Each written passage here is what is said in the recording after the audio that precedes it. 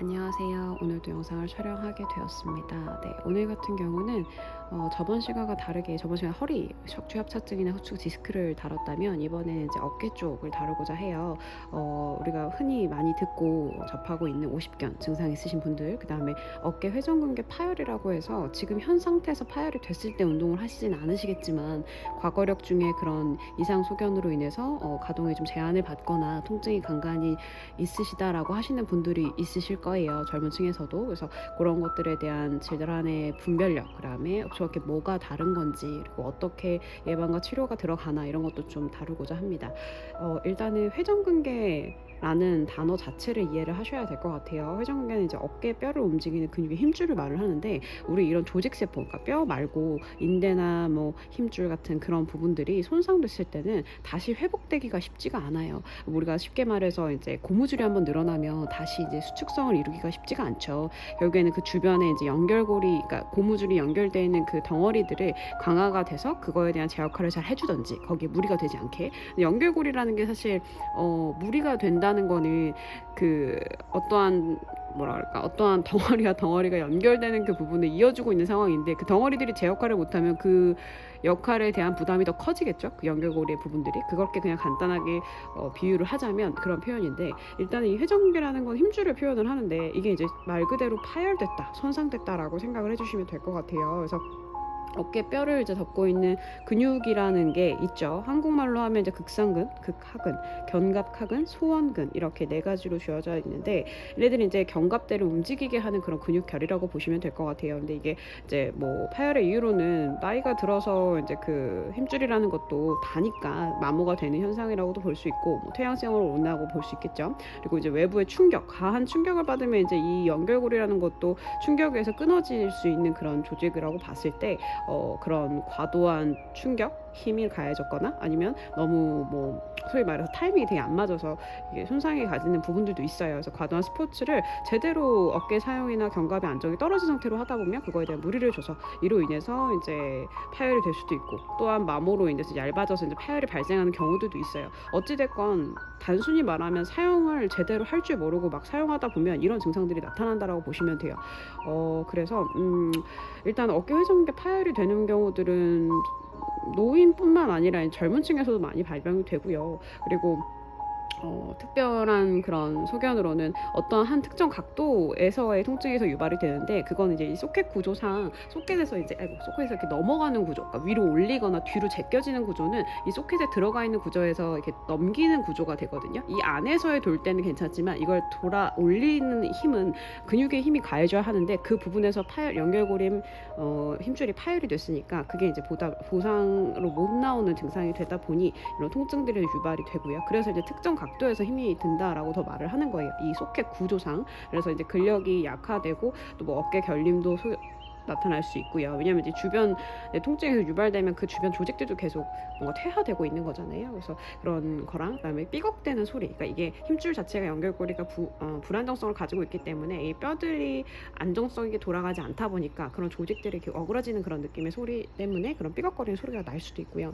그래서 이런 증상들을 통해서 아파서 좀 쉬다 보면 호전이 될 수도 있죠. 왜냐하면 이제 힘줄이라는 거라든지 근육이라든지 좀 안 쓰고 사용감이 없으면 그래도 얘네가 회복 기간이라는 게 있지만, 문제는 힘줄이나 뭐든 이런 다시 회복을 하는 기간이 필요하긴 하지만 이게 완전하게 100% 회복되진 않아요. 재생되는 구조가 아니기 때문에, 뭐 성장기에야 모르겠지만 그게 아니고서 성인이 돼서 성장기가 멈춘 상황에서 사실상 회복이라고 해도 100%의 원 상태로 돌아가긴 힘들다라고 생각을 하셔야 될 것 같아요. 그래서 일단 예방적인 부분에서는 견갑골의 이제 안정, 그러니까 우리가 뭐 스카플라 그를 이제 안정권에 두셔야 되는 게 기본 필라테스의 원 그런 베이직적인 요소잖아요. 그래서 견갑도의 그런 안정성을 도루는 그 힘을 기르고, 그게 어떠한 느낌이고 어떤 게 정렬 상태인지에 대한 인지력들이 많이 필요하고요. 그래서 이제 이런 관절의 관련 움직임들을 할 때 뭐 엘리베이션, 디플레이션, 뭐 프로텍션, 리트렉션, 이런 움직임들, 아이솔레이션 자체 움직임들의 이해도가 있으셔야 돼요. 그래서 그때 사용되는 근육이 뭔지도 구별이 돼 있어야 되고, 그게 이제 특정 부분의 구축을 위한 이제 방지도 필요하겠죠. 왜냐하면 아까 말했던 대로 소켓 구조상 앞단에서 노는 거는 크게 문제가 되지 않지만, 이게 지금 구조가 소켓으로 돼 있지는 않지만 이 앞에서 움직이는 건 괜찮지만 이걸 뒤로 넘길 때는요, 이렇게 제껴지는 방향성 혹은 위로 올리는 방향성을 할 때는 이제 거기에서 따르는 가동이 쉽사리 나오지 않겠죠. 그건 이제 근육에서 받쳐주는 힘이 필요하고 그 연결고리 힘줄도 그 제 역할을 하고 있어야 된다고 생각을 하셔야 돼요. 그래서 그런 구축이 된다는 건 움직임이 안 하다 보면, 그쪽으로 움직임이 거의 없다 보면 이제 굳어질 현상이 더 높고, 또 움직임이 이제 안 됐으니까 뻑뻑한 상황에서 갑자기 움직이면 그로 인해서 또 파열 증상이 나타날 수도 있기 때문에, 그런 여러 가지의 방면에 360도의 그 회전력을 가지고 있는 구조상 스트레칭의 용도도 필요하다라고 이해를 하시면 돼요. 뭐 막상 이제 파열이 되면 치료로는 이제 약물이나 뭐 주사나 물리치료 뭐 이런 건 사실 본인의 호전력에 대한 시간을 좀 벌어주는 개념인 거고요. 파열이 심할 때는 수술을 하는 경우도 있죠. 수술 후에 재활이 많이 중요하게 되고요. 구조적으로 봤을 때 소켓 구조가 우리 고관절이랑 어깨 관절 이 두 가지로 봤을 때 어깨가 훨씬 더 가동이 더 넓어요. 우리가 다리는 360도로 입체적으로 봤을 때 구형으로 보면 그렇게 다 돌아가진 않아요. 그러니까 밑에서 그리는 원 말고 뒤로 제껴져 다리가 올라가서 내 상체를 지나쳐서 도는 경우는 없잖아요. 앞에서 원은 그리지만 얘네가 이제 뭐라 그러지? 정말 이렇게까지 도는 거는 힘든 구조잖아요. 근데 이게 가동이라는 게 팔보다 하체가 훨씬 더 그런 가동이 안 나오는 범주다 보니까 상체 쪽의 가동 범위가 훨씬 더 넓어요, 고관절보다는. 그래서 뭐 근데 그에 비해서 무게도 팔이 더 가볍죠, 다리보다. 그래서 가벼운 무게를 컨트롤할 수 있는 정도의 근육의 근력량을 좀 올려줘야 얘네가 좀 무리되지 않고 다치지 않고 할 수 있는 부분인데, 그런 파열은 이런 거라고 봤어요. 그리고 힘줄이 파열되고, 힘줄이라는 게 손상돼서 그 파열이 진행되는 부분이 이런 거구나라고 이해를 하시면, 50견이라는 거는, 요거는 이제 50견이라고 익숙하게 우리가 듣고 있지만 예전에는 50대에 많이 오는 질병이라고 해서 50견이라는 단어를 썼대요. 근데 사실상 이걸 의학용어로 말하면 육착성 관절낭염이에요. 그러니까 관절낭에 염증이 생기는 건데, 염증의 소견이 계속 굳어지다 보면 우리가 뭐라 그럴까요? 약간 캐러멜은 아니지만 색깔이 그래서 그게 떠오르는지 모르겠는데, 이 굳어지는 현상이에요. 염증이 생기면 이거를 이제 항생제라는 그런 균성을 제거하는 약물을 투여해서 그 제거하는 과정 속에 나의 면역력과 이런 것들이 이제 호전해서 그 염증을 소실시켜줘야 되는데, 이런 게 계속 누적되다 보면 굳어짐처럼 형성이 돼서 이게 이제 유착이 일어나고요. 굳어짐을 통해서 약간 우리 접착제 붙는 것처럼 그 유착이라는 거 이렇게 같이 연결된다, 뭔가 착상된다, 뭐 붙는다, 뭐 이런 표현인데, 사실상 단순하게 어깨 가동을 생각을 했을 때 그 유착 때문에 얼마나 가동 제한이 걸릴까라고 생각을 하면 이 질병 자체도 상당히 문제의 소견이라고 볼 수 있겠죠. 그래서 상당히 일상생활 자체에서도 힘이 듭니다. 그리고 오히려 회전근개 파열은 남에 의해서 도움을 받으면 그 근육을 뭐랄까, 내 근육과 근육의 연결고리의 파열이니까 근육 자체가 없어진 건 또 아니잖아요. 그러니까 구조적인 문제보다는 기능적인 문제다 보니 기능을 좀 더 보조해주면 움직임이 가능해요. 그래서 누가 이렇게 받쳐서 올리거나 하면 움직임이 나오는데, 오십견 같은 경우는 구조가 문제가 생기기 시작해요. 유착이라는 게 됐다는 거는 이제 관절낭이라는 건 요 그림상 봤을 때 이 빈 공간의 움직임인데, 이 낭 자체에 염증이 굳어져서 그 안에 껴있는 상황이면 뼈와 뼈의 움직임을 되게 고정시켜버리고 그 움직임 제한이니까 이거는 구조성 문제가 되거든요. 그래서 그렇게 증상이 진행이 되면 이거는 사실 남의 도움으로도 다 팔을 올리기가 쉽지가 않아요. 통증이 계속 유발되고 그런 증상들로 이해를 하셔야 될 것 같은데, 그러다 보니까 노화로 진행이 되는 경우가 많죠. 이것도 마찬가지예요. 움직임을 안 했어. 그러면 그 움직임이 무뎌졌어. 움직임이 무뎌지면서 거기서 뭐가 석회가 낄 수도 있고요. 염증 소견이 계속 나올 수도 있고요. 근데 잘못된 움직임을 계속 주면 우리가 왜 모난데 더 긁으면 더 모나잖아요. 뭐 뾰루지 날 것 같은데 계속 건드려서 마찰 주면 더 뾰루지가 커지는 것처럼, 그런 마찰성의 움직임이라고 이해를 하면 좋을 것 같아요. 우리가 소켓 구조로 되어 있는 구조들이기 때문에 얘네들은 마찰을 통해서 움직이지만 그게 안정권 내에서 움직여야 크게 무리 없이 움직임이 나온다라고 봐야 되는데, 뭐 고관절도 그렇고 어깨 관절도 그렇고 안정성이 떨어지는 상황에서 불안정성으로 그냥 막 돌리기 식으로 움직이다 보면 얘네가 이제 손상 부분들이 생길 수밖에 없겠죠. 우리 몸이 따로 분리되어 있지 않기 때문에 연결되는 부분들이 손상이 되어집니다. 그래서 범위들이 이제 제한이 많이 되죠. 구조적으로 이제 문제가 생겨 있는 상황이기 때문에. 그리고 팔을 아예 올릴 수 없는 구조가 되고요. 이런 것들이 사실 잘못된 자세나 습관, 그러니까 잘못된 견갑의 상태, 견갑의 위치 이런 걸로도 영향을 많이 받아서 요즘엔 젊은 층들도 많이 생겨서 오시더라고요. 그러니까 예전같이 50견이 아니에요. 50대 오는 질병이 아니라 20대, 30대도 오시는 상황이 되고 있어요. 그래서 이런 구조적인 이해를 하셔야지만 사실 이 두 개의 다른 점을 좀 이해하실 것 같아서 얘는 파열이 됐어. 힘줄이 연결고리가 문제였어. 그러면 이 근육들의 문제는 아니지만 이 연결고리가 지금 불안정성이라 봤을 때 이 각자의 부분에서의 역할을 잘 해주면 얘네가 좀 보조로 해서 힘이 좀 보완이 되겠구나 라고 이해를 해주시면 좋겠지만 50년 같은 경우는 이제 굳어지는 현상이 일어난 거니까 협착처럼 척추협착처럼 그렇게 이해를 하시면 이것 또한 이제 견갑의 안정을 이해는 하기는 해야겠죠. 근데 둘 다 사실 뭐랄까 향후 추후 상황은 별로 좋지 않아요. 뭐 수술한 후에도 사실 제약이 있고요. 그래서 그 전에 예방 차원을 먼저 해주셔야지만 사실 되게 중요한 부분이다라고 이해를 하셔야 될 것 같아서 이미 이루어진 부분은 또 어쩔 수 없는 거고 이루어지기 전이라면 그 예방 차원에서 우리 스카플라 아이솔레이션이라든지 이제 뭐 그런 견갑에 대한 움직임 또 그런 안정성, 몸통에 대한 안정성, 정렬 이런 거를 다 이해를 하셔야 이런 손상들 특히 이런 약한 사지 부분의 연결고리들은 유독 더 잡아주는 힘을 코어에서 제 역할을 하지 못하면 영향력들을 다 줄 수밖에 없는 구조다 보니까 우리가 이제 이 뼈다구를 이렇게 흔들어도 제일 많이 흔들리는 부분은 몸통, 물론 몸통 자꾸 흔들기 있지만 사지가 되게 흔들고 너덜거리는 느낌이잖아요. 그 정도로 이제 사지는 나의 움직임을 자유롭게 주는 대신에 안정성이 떨어지는 상황이다 보니까 항상 그래요. 가동과 안정은 반비례 상태, 그렇죠. 반비례 상태이기 때문에 가동이 좋은 부분은 안정성이 좀 떨어져요. 그래서 안정성을 좀 신경을 써주시면서 하셔야 되는 부분이 있고 또 각자의 제 역할이 있다 보니까 그런 식으로 이제 대칭적인 반비례 현상을 이해를 해야지만 둘 다 버릴 수는 없습니다. 안정성에서 가동성 둘 다 가지고 갈 때 조금 더 각자의 역할을 좀 더 포커스돼서 줄 수 있는 움직임에 대한 이해도가 있어야지 몸을 제대로 정확하게 쓴다고 이해하실 수 있을 것 같아요. 그래서 여기 보면 이제 구조를 조금 이해하려고 해부학적인 사진도 조금 제가 캡처를 해봤어요. 그래서 움직임 봤을 때 저는 사실 아까 네 가지 근육을 말을 했지만 여기 뭐 앞쪽으로 봤을 때는 이렇게 견갑 하근이 앞에 팩머슬처럼 되어 있으면서 이제 극상근, 극하근, 그다음에 소원근 이렇게 뒤에 백머슬로 생각을 했을 때 이거는 이제 견갑대에 연결되어 있는 어깨와 견갑을 연결시켜주는 그런 근육들이라고 보면 사실상 견갑 자체는요 몸통에 붙어 있다고 이해를 하셔야 되니까 이 뒤에 있는 그런 뭐 우리 세모근이라고 하죠. 렛이라고 하는데 렛머슬도 되게 중요하고 또 뭐 마른 근, 작은 마른 근, 큰 마른 근 이거 롬보이드라고 하지만 어찌됐건 이런 부분들을 좀 이해를 해서 몸통의 근육, 백머슬에 좀 이해도가 있어야지 사실 어깨도 좀 보강해서 문제가 되지 않을 수 있다라는 이해도가 있으셔야 돼요.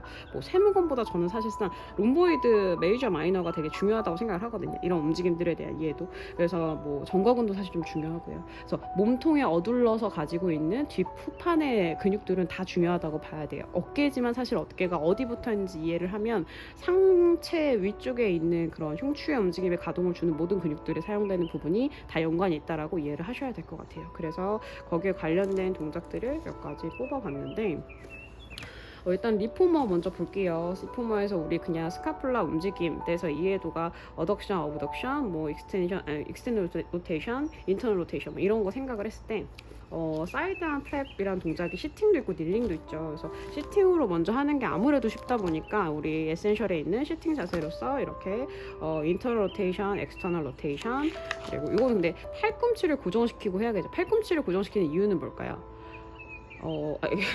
대답을 할 수가 없구나.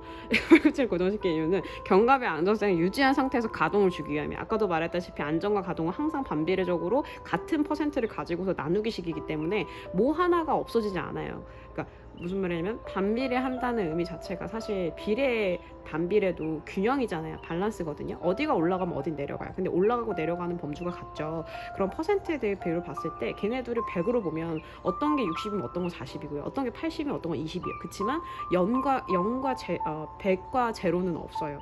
그렇게 이해를 하셔야 돼요. 그래서 이렇게 안정성을 주기 위해서 팔꿈치를 고정시키고 움직인다는 거고 팔꿈치의 각이 날개뼈의 그런 안정성에서의 움직임을 두기 때문에 팔꿈치 팔꿈치의 각의 움직임이 중요합니다. 그래서 인터널 로테이션이든 엑스터널 로테이션이든 팔꿈치를 고정해서 옆에 패드를 끼고 하는 경우도 있고, 그다음에 어덕션과 어브덕션 같은 경우는 이것 또한 팔꿈치의 각이 그대로 면상으로 우리 플레인트를 유지하면서 올라가는 걸 되게 강조를 하죠. 이게 만약에 팔꿈치가 뒤로 찍듯이 가면 사실 또 이건 견갑의 움직임이 아닐 수 있어요. 그래서 관련 근육들을 움직이기 위해선 타겟되는 머슬을 정확하게 찍기 위해 고립점이 중요하고, 그 고립점이 우리는 코어의 움직임에서 그런 이런 견갑의 움직이는 뭐 스카플라의 안정성을 잡아놓고 진행을 해야 되기 때문에 팔꿈치의 각이 매우 중요하다라고 좀 이해를 해주시면 좋을 것 같아요. 그래서 닐링으로 하면 아무래도 중심축이 시팅에서 앉아있는 것보다 높아졌고 무릎, 이 허벅지의 길이만큼 업돼 있는 상황이기 때문에 제가 비유적으로 그때 외줄타기, 그렇게 높은 데서 외줄타기 할 때 균형을 잡아야 되는 것처럼 균형 잡는 포커스가 조금 더 추가된 부분이라고 이해를 하시면 될 것 같아요. 그래서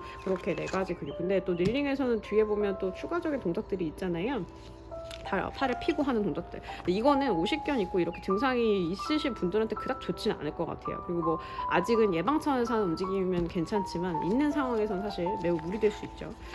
그래서 그런 거 좀 서브할 때 보조를 팔꿈치를 고정시키면서 그 고정을 팔꿈치를 핸즈온을 해주면서 해주셔야지만 자세가 또 정확히 나오실 거예요. 그래서 그거 좀 팁으로 가지고 가시면 좋을 것 같고, 그리고 캐딜락에서 동작을 보면요, 이거는 좀 제가 생각하는 시쿼드 순서대로 한번 얘기를 하려고 앞뒤로 왔다 갔다 할 건데, 일단은 스카플라 아이솔레이션이라는 등산이라 동작 자체가 있죠. 이거는 이제 스프링이 위에서 올 때가 있고 아래에서 올 때가 있어요. 밑에서 오는 스프링과 위에서 오는 스프링이 아이솔레이션을 할 때 프로트랙션, 리트랙션의 피드백이 조금씩 다를 수 있거든요. 그래서 둘 다 하시는 걸 좀 권해드리고, 항상 어깨 라인과 손목의 라인, 그리고 이 손목이 꺾이거나 돌려지면 팔 쪽으로, 손바닥 쪽으로 밀어내는 힘이 생겨버리기 때문에 몸통 자체의 다이렉트 힘이 분산될 수 있어요. 그래서 팔꿈치가 굽혀지지 않고 손목이 꺾이지 않은 상황에서 어깨와 손목이 같은 다이렉트 선에서의 움직임이라고 이해를 하면서 프로트랙션, 리트랙션을 진행하시는 게 좋고요. 그 다음에 이제 뭐 있어요. 네, 여기도 이제 위에서 오는 스프링으로 급여를 했고요.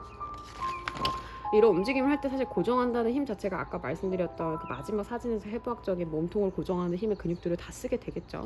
롬보이드나 뭐 이런 거 다 쓸 거고, 그다음에 풀다운이라고 해서 우리 푸시업을 반대로 하는 느낌이라고 저는 회원분들한테 설명을 드리는데, 밑에서 위로 올리는 게 푸시업이라면 이제 여기서는 풀다운으로 내리는 건데, 포인트는 이제 팔꿈치의 각이라든지 날개뼈, 그 견갑이 안정권 내에서 팔꿈치의 각을 밴딩해서 오는 그 힘을 받아주는 거라고 보시면 돼요. 우리가 막 스프링도 뭐 캔 같은 것도 어그러뜨릴 때 다 이렇게 아기가 딱딱딱 맞아서 하나의 이런 틀로 딱 완성이 될 수도 있고, 이렇게 찌글찌글 약간 엇박으로 해서 약간 비스듬하게 지그재그로 접힐 수도 있잖아요. 그런 것처럼 무언가의 접힘이 형성됐을 때 안정권 내에 온다는 거는 고정점을 두고 정확하게 비율적으로 접힘의 형상을 이해하셔야 돼요. 우리 몸이 그렇게 구조적으로 되어 있거든요. 그래서 팔꿈치라든지 어깨라든지 손목, 이런 관절 부분의 중간중간 부분은 각자의 제 역할에서 마디 부분을 진행하기 때문에 그 마디들이 접혀졌을 때 그 정렬이라는 부분에서 벗어나지 않는 거에 대한 연습이 계속 필요해요. 그래서 밴딩하는 팔꿈치가 이렇게 어그러서 들려 있거나 아니면은 그냥 이렇게 접혀야 되는데, 아이고 이거 고정이 안 돼가지고 팔꿈치가 그냥 접혀야 되는데 약간 들쳐지게 접히거나 가동 범위가 막 제멋대로 되면 여기서의 분산되는 힘으로서 다이렉트 몸통의 힘을 느끼지 못해요. 그래서 그런 팔꿈치에 밴딩되는 자세 자체가 꼭 이런 이런 기구를 안 하고도, 폴이란 바를 잡고도 그냥 팔꿈치를 그대로 그 플랜트 면을 유지하면서 밴딩하는 것도 하나의 동작이 될 수 있고요. 그래서 별거 아닌 것 같은 동작들이 기본기가 매우 중요하다는 걸 이해도를 가지고 가셔야 사실 문제없이 동작들을 수렴해 드릴 수 있죠. 그리고 저는 랩풀이라는 동작을 또 합니다. 근데 제가 이 스카플라 아이솔레이션 체어랑 조금 연관해서, 체어에서도 스카플라 아이솔레이션이 있잖아요. 근데 이 프론 자세가 사실상 이 페달이 바닥에서 뜨는 움직임을 할 때 코어를 많이 사용하거든요. 그래서 이런 프론 자세에서 스카플라 아이솔레이션을 해서 약간 힘이 들 수 있지만 보조를 좀 해주면서 요 움직임을 좀 이해도를 위에서 아래로 떨궈뜨리는 느낌으로, 이건 조금 더 프로트랙션도 좋지만 둘 다 좋죠. 프로트랙션, 리트렉션들 어쨌건 프론이란 자세 자체는 중력을 좀 이용해서 움직임이 들어가다 보니까 이렇게 프론 자세로 아이솔레이션 하는 것도 좀 추천드리고, 아까 말했던 그런 풀 다운이란 동작처럼 팔꿈치의 움직임이 안정권 내에서 스카플라를 고정시키고 하는 움직임, 이 힘을 주는, 전달력을 주는 움직임이 이런 원암 프랩 핸즈온 플로어가 그 동작이라고 저는 또 생각을 하거든요. 그래서 좀 연관해서 하시면 좋을 것 같아요. 그래서 스카플라 아이솔레이션이 뭐 이거뿐만 아니라 매트도 있고 뭐 리포머도 있고, 리포머는 아이솔레이션이 없네요. 리포머는 없는데, 뭐 저는 가끔 시팅에서 풋바에서 그런 뭔가 이런 풀다운처럼 밴딩하고 피는 그런 풀샵 자세를 시키기도 하거든요. 그것도 많이 좀 피드백을 잘 받으셔서 뭐 일정한 기구를 이용할 수 있는 부분들은 있고요. 그리고 이렇게 연관성 있는 움직임들을 같이 줘서 이 움직임이다. 사실 같은 걸 썼지만 사용되는 기구가 다르고 뭔가 방향성이 다르면 다들 다른 거라고 이해를 하시거든요. 그치만 연관이 돼 있기 때문에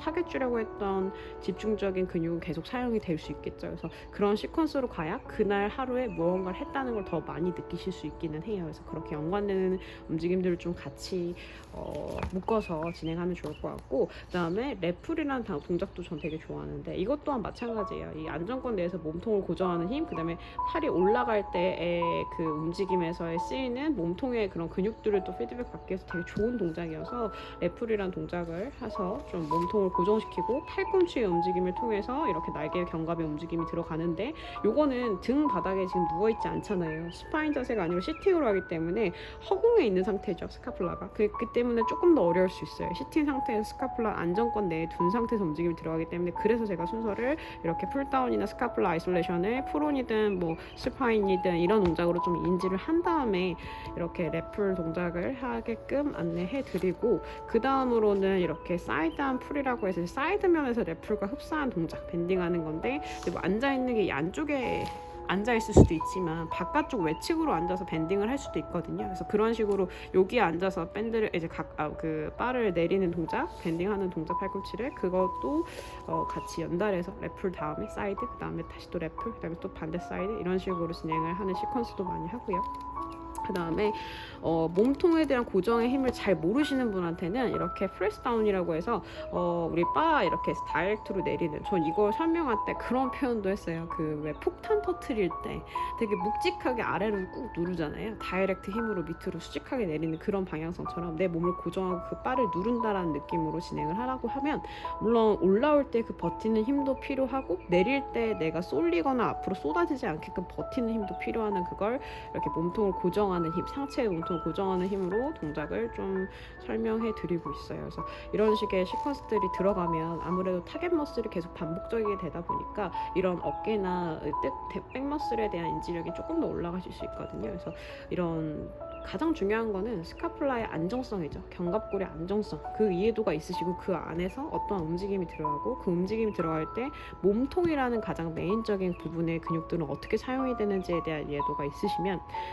예방도 되실 거고, 그리고 또 재활도 되실 거고, 뭐 치료까지는 아니더라도 어쨌건 잘 써야지 사실 더 마모가 되거나 힘든 상황이 벌어지지 않을 거기 때문에 그런 인지력에 대한 필요성을 좀 알려주시는 게 좋을 것 같습니다. 네, 일단 여기까지 말씀드릴게요.